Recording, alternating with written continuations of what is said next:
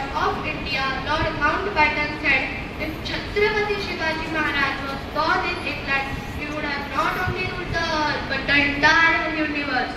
This was his power, this was his effect.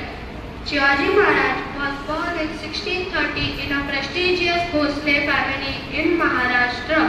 From his early days, Jijamata, his mother, told him the stories of great heroes and epics which shaped his character and made him courageous. Also, Shahaji Raje, his father, taught him various arts of warfare. Shivaji Maharaj was not just a great warrior but also an effective administrator. In his 6 years of rule, his infantry, that is Maulas, were backbone of Shivaji's power. Great Maratha leaders like Baji Prabhu Deshpande, Tanaji Manusare, Yesaji Kam and other ministers played a very important role in forming Swarajya. Today, after so many years also, Shivaji Maharaj is still in our memories. May we all imbibe all his qualities to become just like him. Thank you. Chhatrapati Shivaji Maharaj ki Jai! Jai Bhavani! Jai Shivaji! Wow, what a fabulous speech of Chhatrapati Shivaji Maharaj. Friends, give a big round of applause.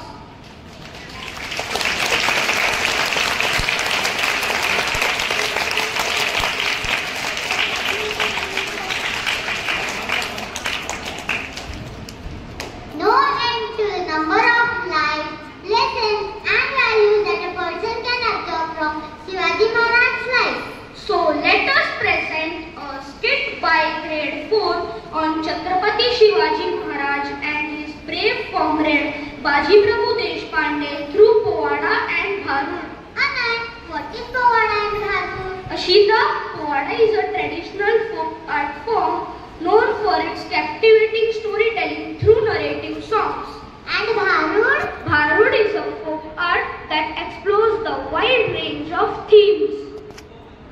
Now I am very much excited to see. Yes, me and my friends too. You know, in the Bharud section, Bhairji Nair, the Chief of Intelligence Department, tells us the Maulas planning done against the enemy Siddhi Johar. After that, the Povada and Pawan Khind, where Baji Prabhu Deshpande fought bravely against the enemies. Lastly, a song where people rejoice and celebrate Shivaji Raje as their king. So let us begin the skit.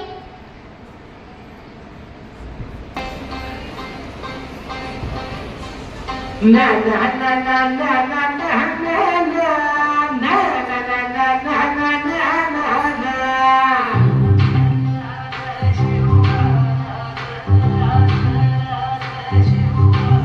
Ah, भिकड्या डोंगरचं राहणार, चाकर शिवबाचं होणार. भिकड्या डोंगरचं राहणार, चाकर शिवबाचं होणार. भिकड्या डोंगरचं राहणार, चाकर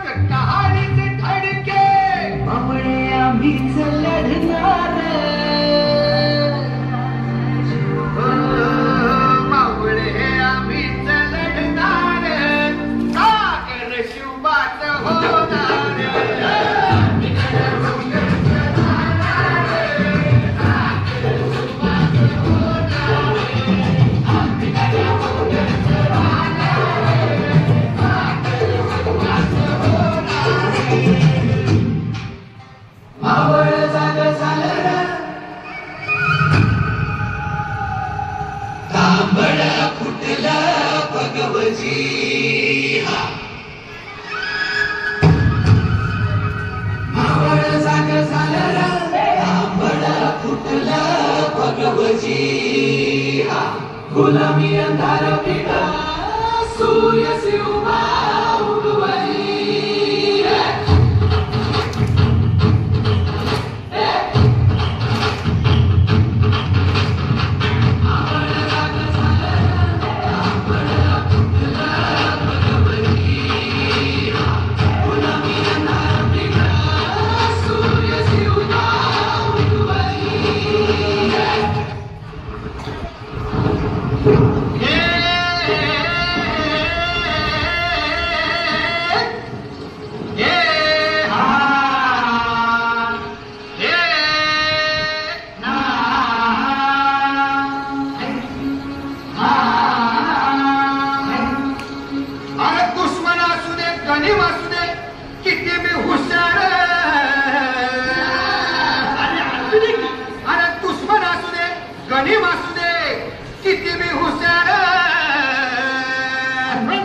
शिवरायांच्या बुद्धियुक्तीचा लागत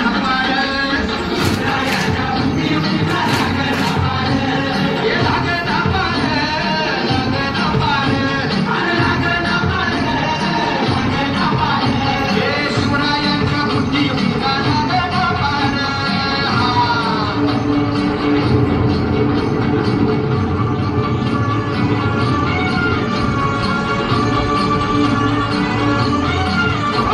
काही शब्द नाही. अरे मग काय गाड्या हो यो बसला हाय ना गणित येडा पांडुनी आलंय अरे मुघलांनी नजर वाकडी मग राजानं काय केलं महाराज राजांनी आता युगत मांडली काय मांडली अरे युगत मांडली युगत मांडली युगत मांडली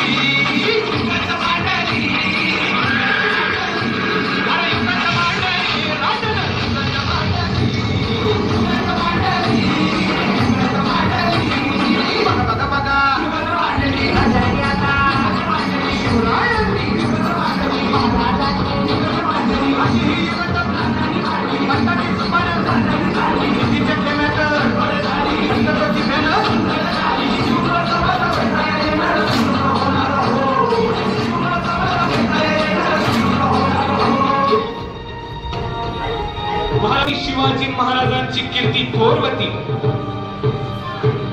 महाराजांची कीर्ती अशी थोर स्वराज्याचा निर्मिती थोर अशा कुंभाराला रोखाया कुणी शत्रू नाही थोर अफजल खान वधाची बरं का अफजल खान वधाची सर्वांनी चांगली धास्ती घेतली होती कुणीही सरदार महाराजांविरुद्ध पुढाकार घेत नव्हता अशी परिस्थिती ही घडली सरकार तलवार हटली जिद्दीत पडी बेगम दरबारी अशी बटली काय म्हणतात पडी बेगम सलामत खां सिद्दी जौहर हमने ये तय किया है कि भारी फौज भरपूर खजाना और जबरदस्त तोपखाना तुम्हें देकर सिवा को जड़ से उखाड़ने के लिए भेज दिया जाए जरूर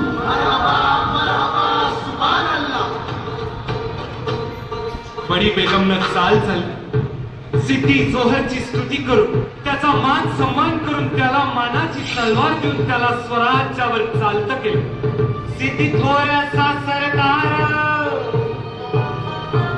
सिद्दी थोर असा सरदार हो बडी त्याची तलवार 40,000 सैन्य घेऊन चालून येते स्वराज्यावर मध्यंतरी कप्पी औरंगजेबानं डाव साधला स्वराज्याचं दुखणं पाहून शाहिस्ते खानाला 5 लाख सैन्यानिशी स्वराज्यावर चालत केलं ही आक्रमणाची बातमी आऊसाहेबांना हिरांमार्फत कळली आणि आऊसाहेबांनी दरबार बोलवलं क्षत्रिय कुलावतस सिंहासनाधीश्वर व ब्राह्मण प्रतिपालक राजाधिराज छत्रपती शिवाजी महाराज येत आहे हो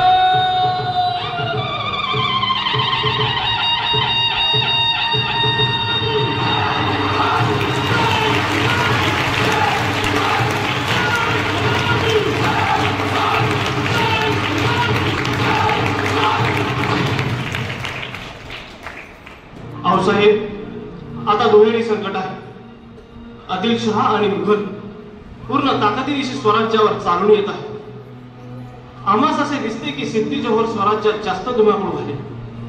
तो चिडखोर आहे, त्याला मुलूक काबीज करायचा आहे. त्यामुळे काहीही करून त्याला मुलगा बाहेर थोपवणे जास्त जरुरीचे आहे. पण कसे?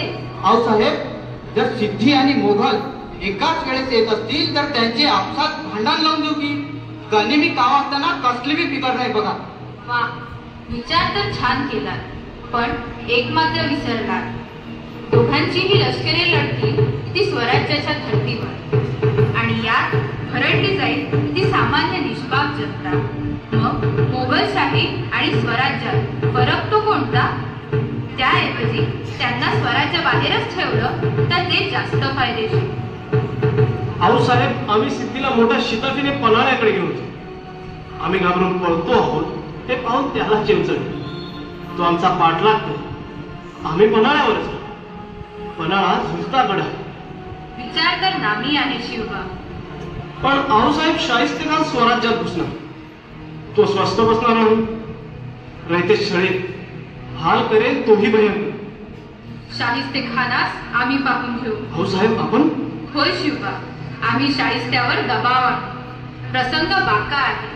दोन्हीही लष्करे दोन्हीकडे लढत ठेवू. यशस्वी भव.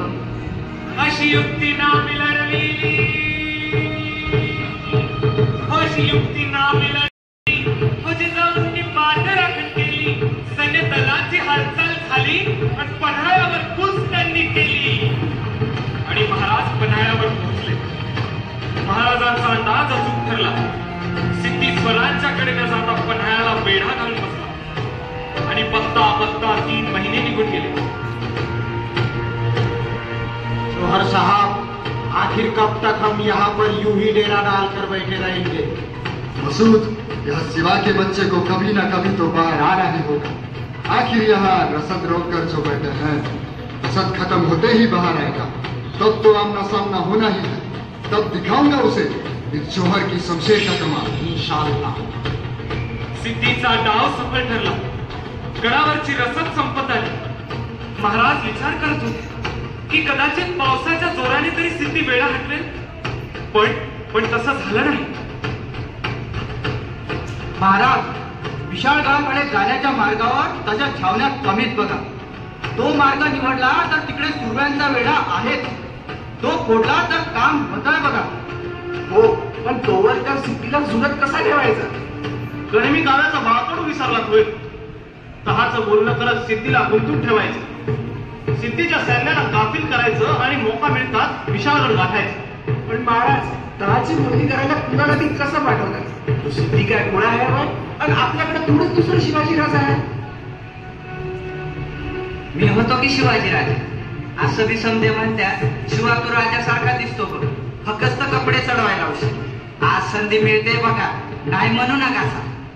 अरे शिवा, तू शिवाजी होणार, पण तुला याचे परिणाम ठाऊक आहेत का? मरण म्हणता सवय. अहो, मरण तर कवाबी आहे. पण शिवा काशी धुवून मरेपतून शिवाजीराज होऊन मेलेलं कुणाच्या बी नशिबी असतं वय. अशा मावळ्यात तो शिवा, अशा मावळ्यात तो शिवा, तो हात धरला सांगावा, डोक्यात लढविती कावा, सिद्धीला असा चकवावा. महाराजांनी सिद्धीला चकवण्यासाठी तहाचे बोलणे करायला माणूस पाठवला. आणि मग शिवा काशीत शिवाजी महाराज बनला. आणि मग ठरल्याप्रमाणे तसा वेश त्यान घातला,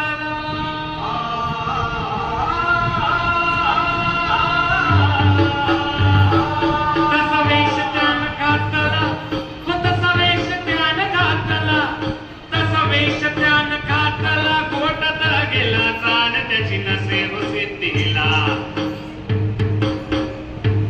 करील कोणी कल्पना युक्तीला. प्रति शिवराय तेथे आला होती,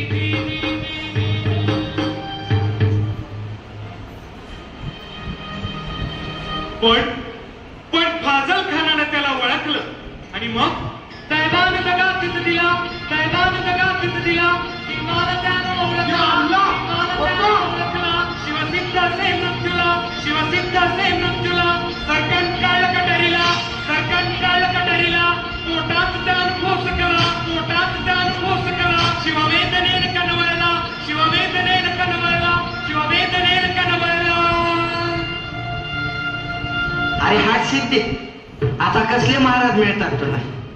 आता निसटले ते. माझं काम फत्ते झालंय. महाराजांच्या नावानं मरण येतंय हेच माझं भाग्य.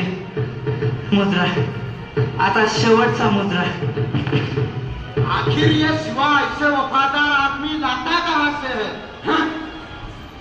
अशा या नामी आणि शूरवीराचे बलिदान हे स्वराज्य उभारणीच्या कार्यात चिरेबंद ठरलं आणि महाराज बाजीप्रभूंना घेऊन 1200 मावळ्यांनीशी 12 जुलै 1660च्या पावन रात्री विशाळगडाकडे निघाले.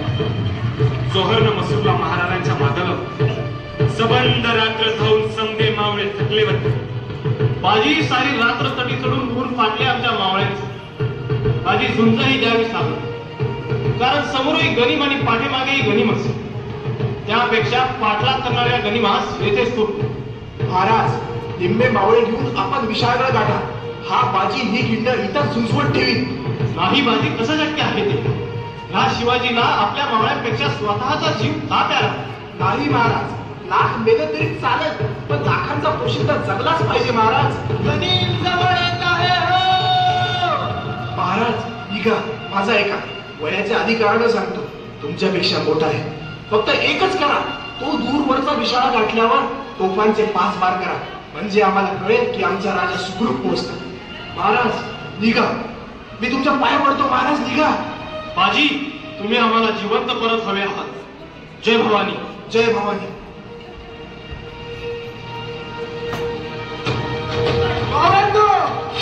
महाराज गडावर पोहोचेपर्यंत आपल्याला ही खिंड इथं संपवायची.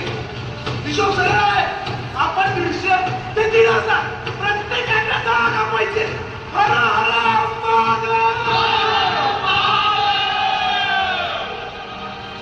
गर्जना भयंकर केली, गर्जना भयंकर केली, कोपली कालियात भडकली. सेना सागर खवणे मोठा, काळजण घोड्यांच्या टापा. वीर झुंजाया गेली झेपा होती, वीर झुंजाया गेली झेपा होती. बाजी प्रभू हातात भाला घेऊन आवेशाला लढत होते. जणू त्यांचा अगदी महादेव संचारला होता. त्यांच्या भाल्याच्या पट्ट्याच्या आत आता कुणाला शिरता येत नव्हतं. शेवटी शत्रूनं गनिमी डाव केला, बंदूक भरली आणि बाजीच्या छातीचा नेम धरला. ती मोळी सरकन आली, आहात्या काली वर्गती घुसली. श्री बाजी विबहळ पडला, मागुती काहीसा उठला. बेहोश वीरवर बदला. हर हर महादेव. अरे तो आधी नमरे बाजी सांगा मृत्यूला. अर्चला खाल स्वातंत्र्य संगरी रिपुवरी घाला.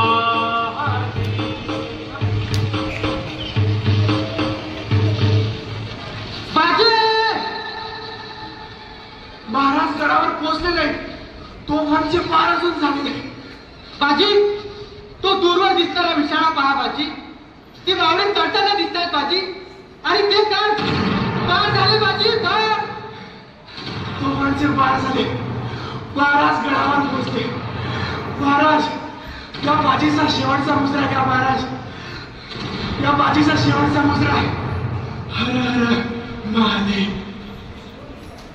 अशा प्रकारे 5 व इतर मावळ्यांच्या बलिदानाने ती घोर किंडी खऱ्या अर्थानं पावन केली आणि त्या घोर किंडीचं नाव झालं पावनखिंड.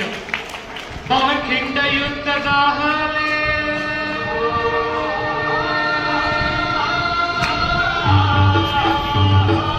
पावनखिंड युद्ध झाले.